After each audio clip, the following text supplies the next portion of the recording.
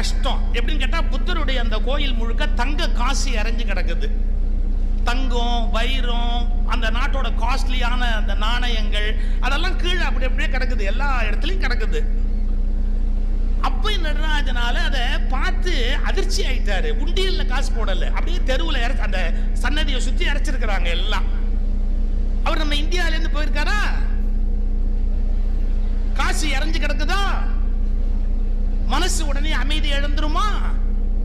உடனே அந்த பொண்ணு கிட்ட கேட்டாரு, அம்மா எவ்வளவு எவ்வளவு பெரிய காசு தங்கம் எல்லாத்தையும் இப்படி இறைச்சு போட்டிருக்காங்க, புத்தருக்கு முன்னாடி எல்லாம் இப்படி கொட்டி போட்டு வச்சிருக்கிறாங்க, இதை யாரும் திருட மாட்டாங்களான்னு கேட்டார். இது யாரும் திருட மாட்டாங்களா? ஏன்னா சிசிடிவி கேமரா எல்லாம் இல்ல அங்க. சிசிடிவி கேமராவிலேயே கர்ச்சீஃபை போட்டு மூடிட்டு நம்மால் அமுக்குறான். இன்னும் சிசிடிவி கேமராவையே திருடிக்கிட்டு போடுறான்.